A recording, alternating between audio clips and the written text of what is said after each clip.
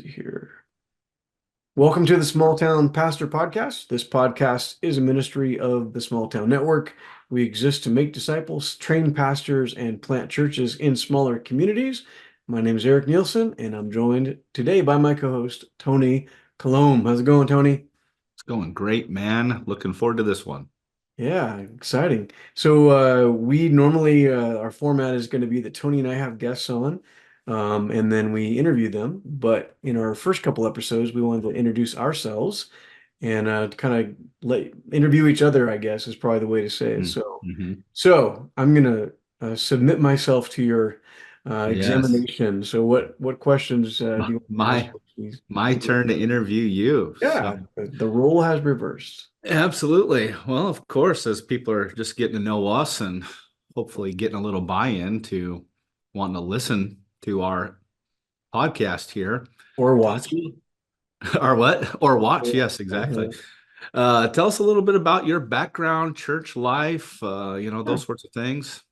Okay. Yeah, man. So, most of the people that are on our podcast are probably going to be Christian church guys because that's kind of our background and our tribe. And I was raised in a Christian church in Gresham, Oregon, Mountain Mhm. View Christian Church, still there, still doing great. My cousin's husband is the pastor there, so shout out to Tom. And my wife and I both grew up church kids. Loved church, was like that youth group kid. Had a really awesome youth pastor who's the pastor of Harvest Christian Church in Troutdale, Oregon, Mhm. Mike Halstead. And eighth grade, after campfire at summer camp, he said, "Erik, you got to think about being a youth pastor someday." And I was like, "Hard no, not interested." But no matter what I pursued or thought about pursuing, it was always in the back of my mind, like ministry is what you're supposed to do. And even though I kind of did a first year of college, like pursuing a different field, I always thought I'd go into law enforcement or something like that. You know, God just had this like idea that I was going to be a pastor. I was like, okay, well, I guess I'm going to be a pastor. So when I finally relented to that, came home, got married, married my high school sweetheart, Laura, and Laura and I just celebrated 30 years of Amazing. marriage. Yeah, I turned the same week. We had 30 weeks or 30 years of marriage. I turned 50. We've got two adult children. Both of our children are married. They're all working and serving in local churches in paid and unpaid ministry. Mhm. And I've got one granddaughter named Ada. So we are in that phase of life. But we got married, went off to Ozark Christian College, where you went to college. And Yes. still a big fan of Ozark and what they're doing. And then my first job was a youth pastor. And I quickly realized that I was not going to be a youth pastor real long. I did that for about 3.5 years with my friend and mentor, Tom Moyers, down in Santa Clara Church, which is in Eugene, Oregon. That was going to be my question. Was your first youth ministry position out of Ozark, which is in Missouri, Right. back in Oregon, or were you somewhere in the Midwest for a little while? No, I preached and did little things at little churches as I was a student, and then the minute I graduated, went right back to Oregon. And that was kind I of was like on your heart was just to get back to the Northwest, It or was kind of the deal I made with my wife. okay, okay. I said, if you go to Missouri for Bible college with me, I promise our first ministry will be back in the Northwest. So I am a man of my word. So we did that, and yeah, man. So we loved working at the church I was working at in Right. Eugene. They'd even talked to me about kind of becoming an associate pastor, doing more preaching, adult ministry, maybe someday taking over for my pastor. But it was like that thing of like in my head, I'm like, man, makes perfect sense. We could lock in our family here for a long time, Sure. stay for a long time. But in my heart, I was like, as I prayed about it, I'm like, I just don't feel like this is what I'm supposed to do. And I had to Mm, tell I had to tell them that. And that was a hard conversation because I really had no desire to go and do anything different. I right. just didn't feel like that was what God wanted of me. And a short time later, this man named Bill Putman, who's the father of Jim Putman of Real Life Ministries, Yeah. called me up and he said, "Hey, I want to talk to you about planning a church." And Tony, I literally said, I really appreciate asking. I am not interested. So, just on a time frame refresher here, you had been in youth ministry for like not even 4 years Not even at four this years. point, and then somebody was already asking you, which if you're in the Northwest, you know the name Putnam. I mean, you just have to if you're a Christian church person. Yeah. But so what was the connection with him? Like, how did he even get interest then He in you? saw me, he saw me speak at a campfire at like a family camp, and I Oh, was 20. I think he saw me preach at summer camp when I was like 25, family camp. okay. And he made some passing comment like, "Hey, we should go plant a church someday or something." And then like a year later he called me, Hmm. and he had he kind of had this town in mind, right? And it's this town. I'm Hmm. from Oregon. The town was McMinnville. I'd never even heard about McMinnville. I had no idea like where it was or anything. And so he said, I want to come over. I'd love to come over to your house and talk with you and your wife about Hmm. planting a church with the OCEF, which I'm still friends with Okay. those guys down there. Yep. They helped me plant that church, my first church, and then my second one also. But the short version of that story was I was like, there's no way in heck I'm doing this. Mm. Um, and we prayed about it. I told my wife, my senior pastor, like, hey, let's all pray about it. And then, we'll see what we sense God doing. I'd be happy to stay here. I don't really want to do this, but I did tell this man I'll pray about it. Hmm. Um, and at the end of 2 weeks, I was still like, we're not doing this. Right. And to Right. be really, really honest, the 26 or 7-year-old Eric did not pray that hard about this because I was already Right. not going to do it. Yeah. And then when I asked it was kind of like pray and don't talk about it kind of thing. Just let's hear Yeah. from the Lord. And I'm like, I already heard from the Lord and I'm not going to be a church planner. My wife, who is the least adventurous person I know in terms of like this kind of thing, at least back then, she goes, I think God wants us to plant a church. And I was like, what? Um, and then my pastor, through tears, he cried when he said this to me. He's like, I think God wants you to go Wow. plant a church. And so that's how I started into church planting. So why McMinnville? What was it about McMinnville then? So in the heyday of church planting, when it really took off, like in Mhm. the late 90s and 2000s, Yep. there was kind of a formula that they used to plant churches, the church planting organization. So for Right. people not familiar with our movement, because we're non-denominational, we have parachurch organizations that kind of spearhead or champion church planting. And so the formula was find a growing community, preferably one that's growing rapidly, Right. because new churches, this is kind of the prevailing wisdom, new churches will reach the new people that are moving into the area. And I Right. think that's valid then and probably even valid now. And Right. so McMinnville was kind of in the area that the OCEF kind of operates. It was a town that was experiencing rapid growth at that time. And so they wanted to get a church in there. They felt like they had the backing of a bunch of area churches there.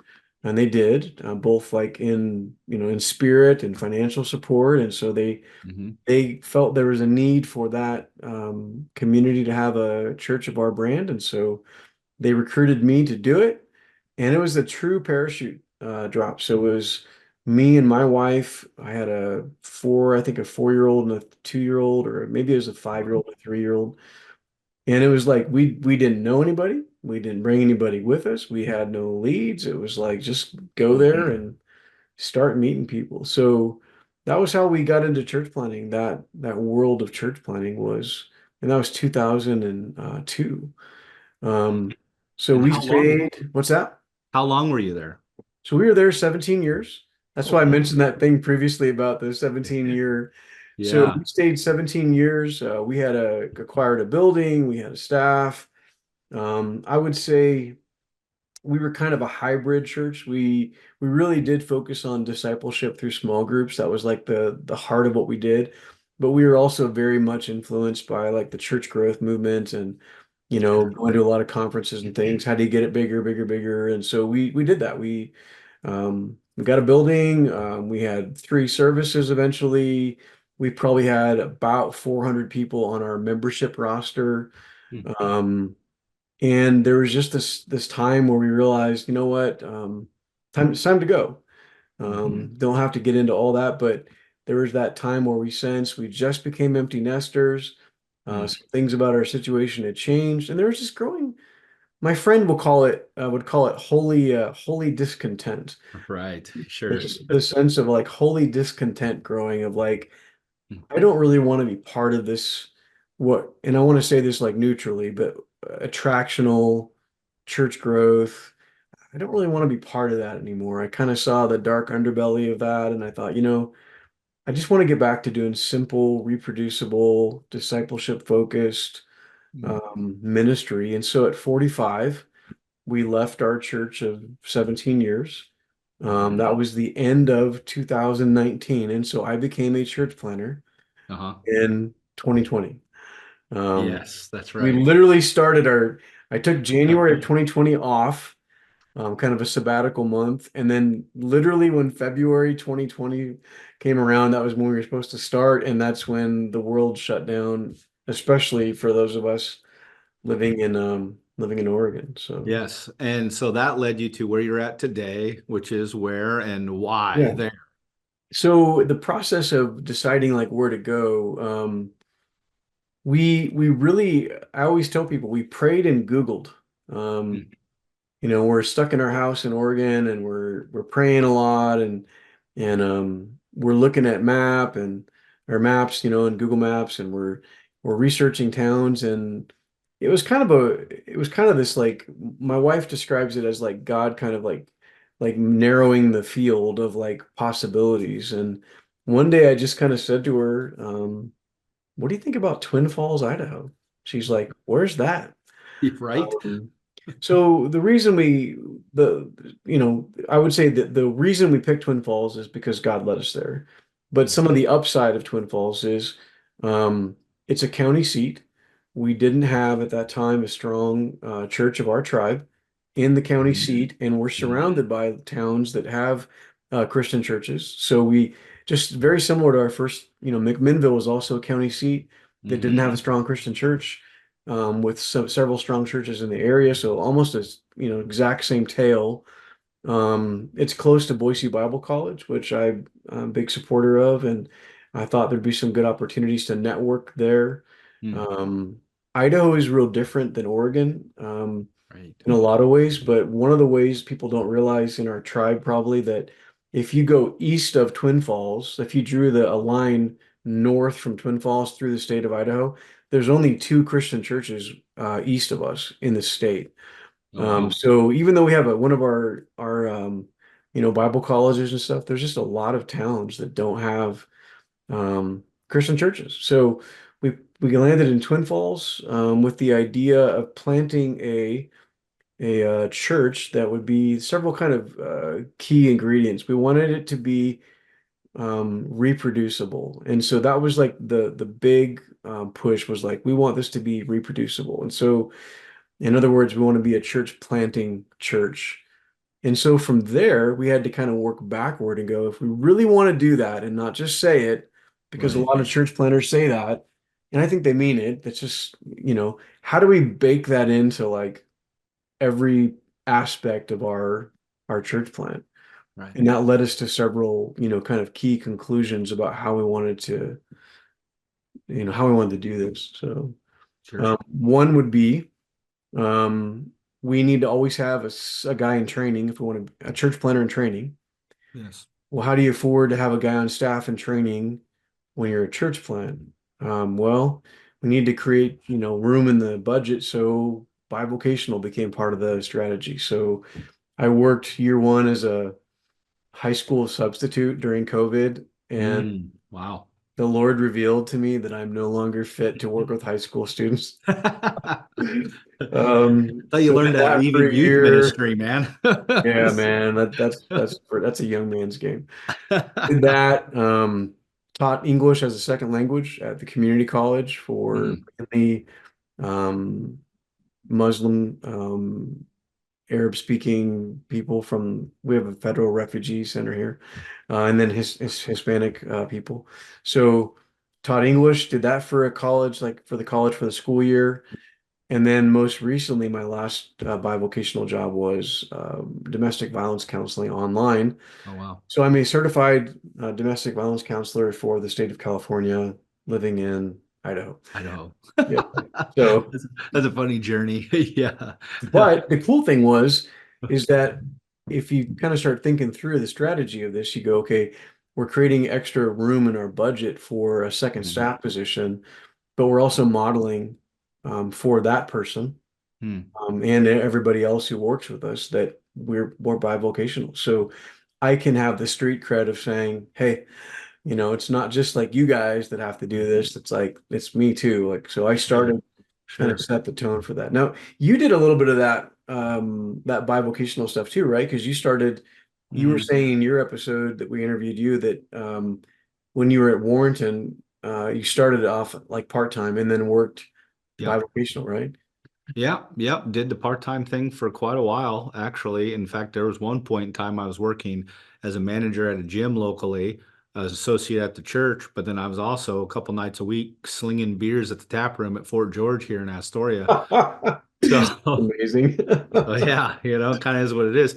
I wonder, like, because I feel like just knowing you over the years and getting to be at board meetings for the OCEF and everything, is this a philosophy or mentality that's come about in this new church plant? Is it something that was even on your mind before an Right. adventure? Kind of what shifted that a little bit? Was it just simply that we want to do it different? Like, The thing that was driving me, Tony, was I really wanted to plant a church that could plant churches. hmm So I kind of just laid that down as like, this is the hill we will die on.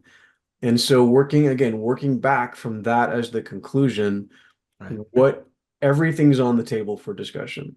Yep. So there's no thing that we're going to say we can't do that. We're going to do whatever it takes to figure out how to be a church planting church. So quickly we added my first church planner in training. Um, and there's been a lot of learning curve. So Cody is Right. probably my best friend. He's my associate pastor. And he has absolutely got the goods for being a church planner. We even put Mm, him through a church planning assessment, got high recommendation. But at the end of that season of us doing this together, um, we realized that it was not the right season for him to plant a church. And so oh, I just kept him. Our church yeah. was doing good enough financially Right. that we could do that. And we also learned something in that process that I think you learned too, which is the team approach to ministry. Right. So I had started with the idea I'm going to hire a guy and then send him away to go plant a church. But what I realized by having Cody with me is that the bivocational model is is well served by having a team approach because Mm, when you're working other jobs, trying to preach and lead a church, it's really helpful to have a second guy. right. And so now I would even say to anybody that's listening, if you want to plant a church bivocationally in a smaller community, it'd be a great idea to find someone you could partner with. Mm, Um, because the load for ministry is not less just because you have a second job. right. It's Right. still it is what it is. So, having two of us that kind of shoulder that initially was super, super good. So that's again, as you start with that conclusion and work back, you start doing things um, bivocational, team approach. Right. Then we also heavy, heavy emphasis on simple church. In Right. fact, the two books that I would say that were really formative for me were Simple Church and then also Sticky Church. Um, hmm and the idea of keeping programming simple. And a part of it is like, hey, we're bivocational. We have other jobs. We don't have a building. We're a church plant. We're not going to have Awanas and Celebrate Recovery and all the programs that a lot of the churches have. And part of that's because we're going to put all our eggs in the basket of the things we talk about, even as we introduce the podcast every week. Make disciples, train hmm up pastors, and plant churches. And so um, we really have that. Again, I want to say that thing baked into like our DNA. Right. Um, and so while other churches will say, like, yeah, we'd love to plant a church someday, right? And they mean it, and there's nothing but goodwill in that direction, but you'll never do it if you talk about church planning like that. Sure. Because it's when it gets to like, well, we're growing, well, let's hire a children's pastor. We're growing bigger. Oh, we need to expand our facilities. We're growing, we need to add a worship leader. We're growing, and so what happens is they keep growing their church, right? And making financial and programming decisions that promote the growth of the church, which is fine. Right. Um, but that was that shift where we go, it's got to be, if we're going to pull this off, we have to have a kingdom growth mentality first. Hmm. And we care more about the kingdom growth than we do the church growth. And I would say that's reflected in our numbers. That's reflected in our programming. Right. Um, so yeah, I don't want to get too far off track. What Sure. other questions would you have for me on that? Well, I was just like, this seems like then this is the genesis of where you've gotten to with the small town network, with this whole podcast is really supplementing and helping Right, get out there is this different and new approach to right, church planting and with the heart for small towns and right. smaller churches and breaking the mold. So, at what point in time in this journey did you decide?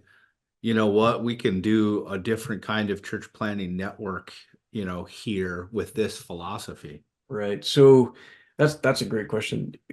I would always tell Cody early in the early, year or two, I'd say nothing is going to get us credibility in church planning as we try to recruit and plant churches. Nothing's going to get us more credibility than planting churches. Hmm. So, you want people to believe in what you're doing. You got to show them that you got the goods. So we started our church and we've grown slowly. We've launched 4 years. And I think this is important. I don't like to talk numbers, but I think it's there's a Hmm. context reason why I want to say this.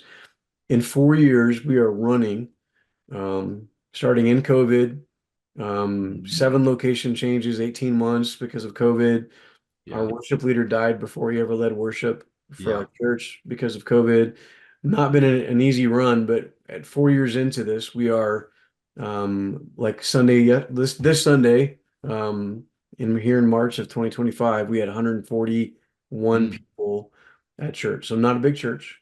Right. Um, but we in 141, right, is like our Sunday attendance last week. But we also have 107 adults in discipleship groups. We do discovery Bible study groups, and we have 107 adults in groups. That's a And huge participation. yeah, for our relative Huge. to our size, Yeah.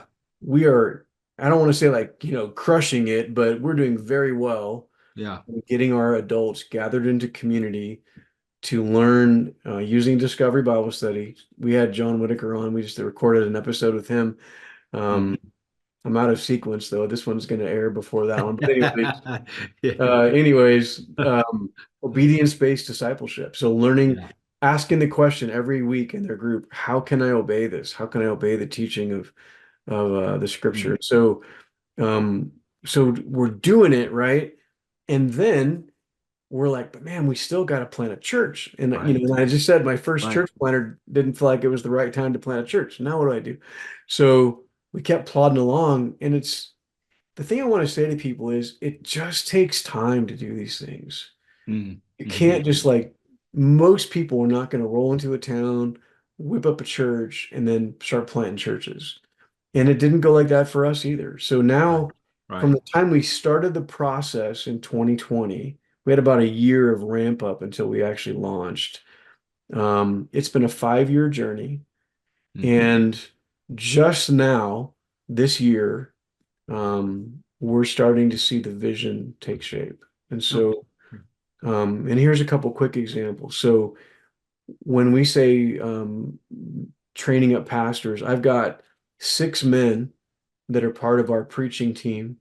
One of them has become our first church plant off of our church. So I'm the pastor of High Plains Christian Church, Hmm. and our friend John, who is a mechanic, owns his own mechanic shop, never Hmm. been to Bible college, faithful man, led youth groups, been an elder, done different things over the years.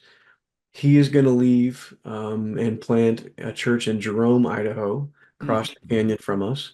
and he is High Plains First Send Out. That's And we awesome. created a second network, a separate nonprofit called Small Town Network.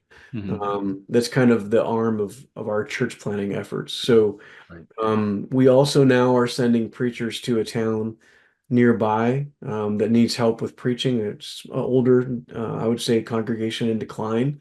Hmm. We're supplementing their preaching because we've been training up preachers. We just started last Sunday doing every Sunday morning for a church nearby in town.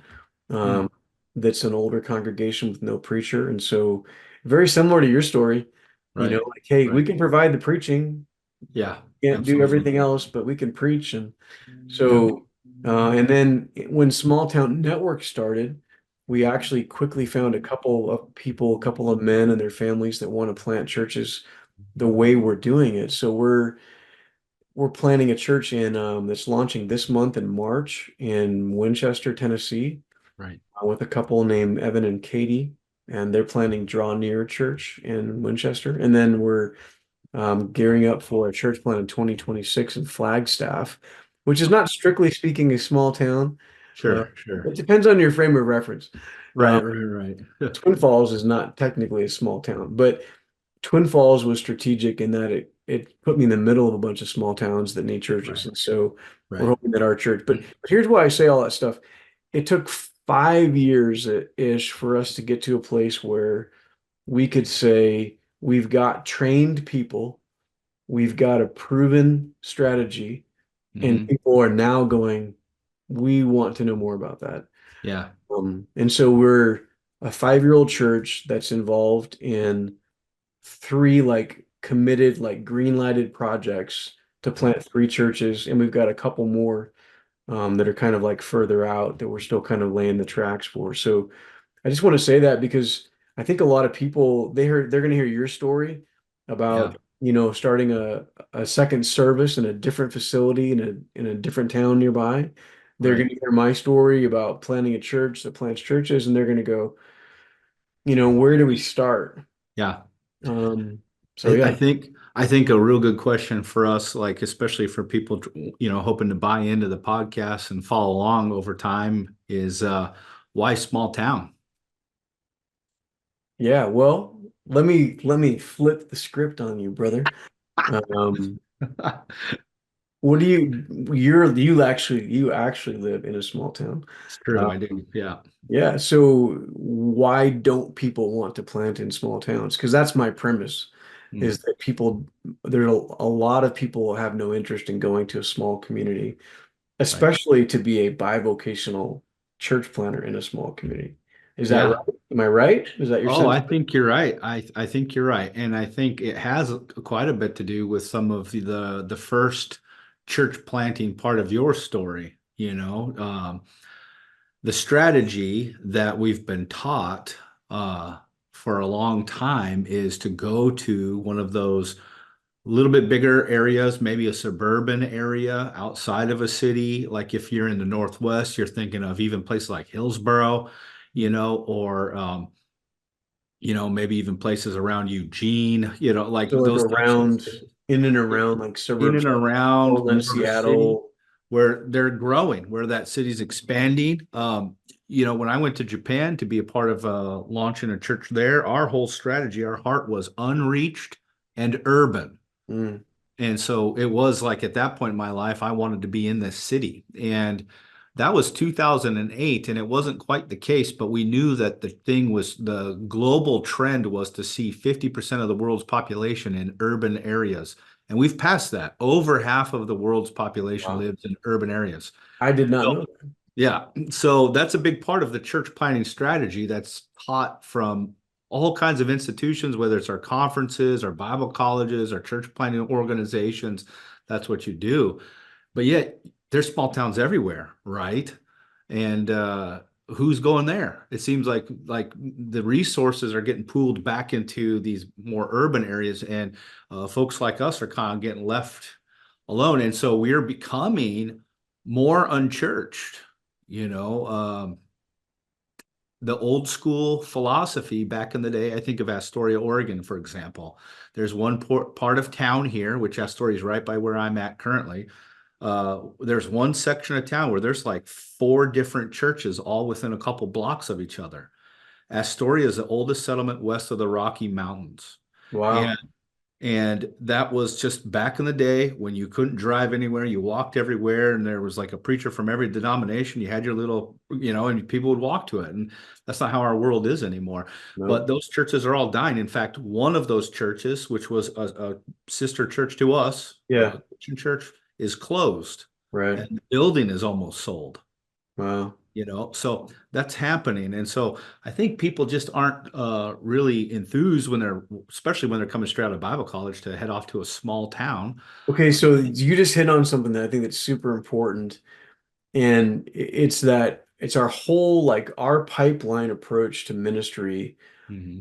is broken. Hmm. I don't want to be that guy that's like it never worked, it's always been bad. I don't think that at Right. all. We got to Um, reimagine it though. right. So what I say to people is like our approach to finding pastors is to go recruit teenagers, recruit children. Yeah. We go to summer camp. Every Bible college sends Yeah. camp reps to camp, and then Yep. they tell the kids, hey, you should come to our college. You should think about going into ministry. And, Yeah. and then you have to, and everyone kind of takes that and you swallow that and you go, oh yeah, that's how we do it. Right. Hmm. What's wrong with that?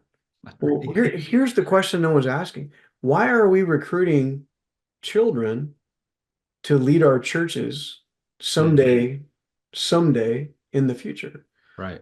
Um, when you look at the qualifications of elders, which we know elder and pastor biblically are the same office, right? Hmm. We in American church we talk about them separately, but in the scripture they're the same guy. Right. Elders and pastors are the same people. Right. Um, why are we talking to 17-year-old boys, Right. girls, depending on your denomination, about being leaders in the church? Um, so you fast forward from that, you put a bookmark on that. You recruit these kids, they go to college, they spend 4 years if they graduate. And Bible college is like every other college. You get, Oh for yeah. 100 freshmen you have 25 graduates. So you've already whittled down, from freshmen to graduates, you have 25%, graduates from Bible college. Then in our own tribe, the Yeah. most recent thing I read said that after 10 years from graduation, which would make people about 32 years old, because you graduate about 22, um, Hmm. at 32 years old, I think it said 70% of the Bible college graduates are no longer Ugh, in ministry. that's alarming. Yeah. So Ah, here's the irony. yep. Right at the age when they're ready to start leading a church, because that's about when you start seeing people Right. step into senior ministry. Right. Right about the age when they're ready and have the life experience and the age and stuff like that to do this, Yeah. they've already self-eliminated. Yeah. And unfortunately, as you and I both know very well, many of those people not only are they not serving in local churches, they're not even walking with the Lord anymore. Right. So you go, man, we can't even find the pastors to fill the pulpits of the churches we have, Hmm. right? And meanwhile, this is my premise. Meanwhile, there are biblically qualified men in our churches, but pastors have not even thought the thought of, I wonder if that guy could start a church in the town next door. Right. And neither have they. They've Right. never even considered, and both of us largely for the same reason. Why can't that guy be a pastor at Right. church? Right. There's two reasons. The first one is I would say he already has a job. So that just shows how screwed up our theology is. Like Yeah, we we won't think be able that, to pay him enough to do this full time and leave his yeah, job. being a Yeah, pastor is a profession. That's right. we think of it as being having a profession. And so the reason why that guy is sitting out in our audience who has a great marriage, who's raised Mm-hmm. godly children, who has a great reputation in the community, he's a Hmm. proven man of God, he's a biblically qualified pastor elder. Hmm. No one's ever thought of tapping that guy on the shoulder Right. because he already has a job. Right. So that's like, man, that just drives me crazy. And then the second thing is, and it's related, he didn't go to Bible college. Right. So we have rendered biblically qualified men unqualified Right. for the work of ministry because of the way we go about it. So back to the pipeline, Yeah. my premise is like, hey, who are the guys in my church that have good and godly marriages or raising godly children, know how to handle the word of God, and that I could train to lead. And this is the trick about small towns, to Hmm. lead small churches, Right. because the odds are, if you're going to go start a church in a small town and you're going to do it bivocationally, it's probably going to be a small church. Yeah. You, Yep. so like Yep. that's the And first what's time I've kind of put that on you. What's your response to that? Oh no, I think I mean, that's kind of like what we're doing with this other location, it's like uh that we started years back, and it hasn't grown to 1,000 people, and it feels like you get treated sometimes like you've got some sort of pessimistic or defeatist mentality if you're like, hey, this church of 2,000, we're going to have a church of 50 people and we'll probably never get bigger than that. It's like, well, you never know, God could do incredible things. Like, well, is the Or goal to have have bigger vision, have bigger vision. Yeah. yeah, it's like, I mean, is it wrong? It's like that's a pretty good percentage of people going to the church compared to, like a church of 5,000 in a city of 500,000, Yeah, that's that kind of relative, like, yeah. and so it's just, and again, I'm not trying to say anything bad about churches of 5,000. It's not like that at all. But I think for a lot of us pastors, we have this mentality that that's the goal, Yeah. and isn't the goal faithfulness and like creating disciples? Is it And, kingdom growth or is it yeah, growth? And here's a question I ask guys that want to plant with us. I say, would you rather have one church of 1,000 or 10 churches of 100? right. And if they say one church of 1,000, that's almost like a deal breaker. Yeah, Not absolutely. not because it's bad, but I'm like, that's not what we're doing. That's just Right. not what we're doing. Because Right. I'm the guy that would rather have, I'd rather have the ten churches of 100. Sure. Sure. Well, Because and I'm what I, thinking that means there's 10 gatherings of people and they're probably smaller, so they all know each other. yeah, That's life on life. Yep. 10 pastors instead of one pastor, 10 elderships instead of one eldership. Yep. Easier to find locations for those 10 churches because they're small, rather than Yep. build some massive building to hold a Yep. thousand. Yep. That's just, and again, there's not right or wrong, good or bad. That's my No. bent. And No. so Yeah. small towns are the place where I think Yeah. this kind of approach lends itself naturally to, right? Yeah. Yeah. No, I was really glad when you made your way back through town and started talking about this type of stuff because I don't know, I've just thought for a while, similar to you, it's like, why not have a church of 30, 40, 50, 100 people, and a bivocational pastor if that's why not do whatever you need to do to get a new church started where new people can come to know Jesus? Like, why does it have to be the Yeah. stereotypical structure and strategy? I mean, especially after COVID to me, like with how many people just walked away from what was traditional church stuff in lots of places. Why not put everything on the table, like you said in your story, and reimagine things? And what I like about being in a smaller church in a smaller community is it's a lot easier to be um, agile and flexible Hmm. Yeah. and make radical changes quicker than if you're a big old organization that has to manage a lot more to do it. Yeah. There's a real practical aspect to this too, is that when I was in the church growth mindset, Mm. um, every like day was like, back to the drawing board because we had to figure out how to unlock that next 20 or 30 or 40 Oh yeah, people. we've hit that barrier. Yeah. Right. Yeah, push through the growth curve. And so you're Mhm. always like pioneering and trying to Mhm. get your church, figure out how to unlock that secret formula to get your church to get bigger, bigger, bigger. And the thing that with this is it's like, hey, what if we always had a church of 140 people Right. and we just kept sending people off? Right. I talked to this guy who's a potential church planner, and I said, listen, I go, you act like the worst thing that could happen is that you would start a church this way and like only have 40 people. I go, but let's just say you worked another job, you shepherded 40 people in this small community, and that's like, air quotes, like all you ever did was shepherd Yeah. 40 people. I go, first of all, what's wrong with that?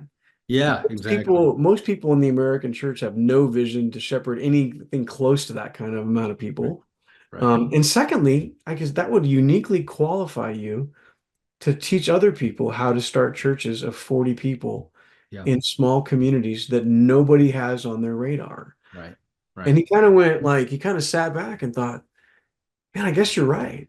And I'm Right. like, we need people who've got vision for churches of 40. Because some of these towns and these rural places, man, they're a couple hundred people, Exactly right. right? If you got 40 Exactly. people coming to your church in a town of That's 200, a huge got percentage. 25% of the Yeah. population. It's a huge You're percentage. crushing Right. it. Right. Yeah. Crushing it. So So, I think if you just kind of make that one switch and say, we are going to dedicate ourselves to the growth of God's kingdom mhm. and be really creative about that. It doesn't mean that you're going to land where I landed, but I Right. think what it'll do is it'll kind of take out some of the blocks or the barriers in your thinking and allow Mhm. you to start being creative and go, how could we just draw this up different? And so for you in your Right. story to say, hey, we have a church and a church building here in this town, and then we're doing another service at a church building in that town, and Yep. we're praying and watching for opportunities to maybe do it again in a Absolutely. third town. Absolutely. And why not? And maybe God will raise up someone at some point for that second town Absolutely. that's going to pastor that church. And he might be able to take it on to the next guy. And I think that embraces that spirit of disciples who make disciples, Yeah. pastors who are training up pastors, and churches that can plant churches. And Yeah. so I really, maybe this might be a good way to wrap up for anybody listening that's like part of a small church. Don't count yourself out of being part Yes. of a disciple making, church planning, reproducing thing because you're in a small town or because you're a small church. You know how to do what you're doing. And Yes. you could just add one thought, which is who could you train to do what you're doing? Mm. All of a sudden, you're in the business of disciple making and church planning. And so I think that's just it's a challenge to kind of go, maybe this thing that this cloud I've lived under of like, because our church has never, made it to 200 or will never be a church that, gets in the Outreach magazine, fastest growing churches. Right. And maybe we have something to offer. Maybe we know how to do something that's good, and Yeah. we just need to like add that like how do we do it again to the mix to see it kind of grow like beyond that. So, what Right. do you think, Right man? on. Does that sound right? Yeah, absolutely. I mean, just on our end over here, we've got this fresh vision to try and impact our culture in our county. Our county is 41,000 people in our whole county. And Wow. we've read recently that, to really help change or impact the culture, you're going to look at getting 18% of the people. That's not even that much, 18% on board with that vision. And so for us, that looks like impacting or influencing 7,500 people for Jesus. If we want to see that accomplished, I mean, we literally can't accommodate that in our space or our property. And we do not have the resources to build a facility. So we have to go about that in a variety of ways. So how many more 30, 40, 50 people gatherings do we need to establish in Clatsop County? Or not even that, connect with other churches to help them. You know, when you're a small church, you got to work with other churches that are like-minded, gospel-centered churches in your community for kingdom efforts. And I think that's the main thing. It's not about your specific organization with your church name. It's about the kingdom in your community and how you're seeing it grow. Right on, man. Yeah, I love that. Well, man, thanks for doing this. Yeah. There's no like secrets here, like we're a small operation, so we just did like This is Yeah, our right. fourth episode in a row. So we've been doing this for a couple hours. It's The awesome. astute observer will notice that we're wearing the same clothes. So, Yeah, yeah. but man, this has been fun. So we're gonna do it again. But let's go ahead and wrap for today. So if you like what we're doing, please hit like or subscribe. If you're interested in Small Town Network, you can find us online at smalltownnetwork.com. If you believe in the importance of planting disciple-making churches in smaller communities, we'd love you to prayerfully consider partnering with us in prayer and financial support. You have been listening to the Small Town Pastor Podcast. See you next time.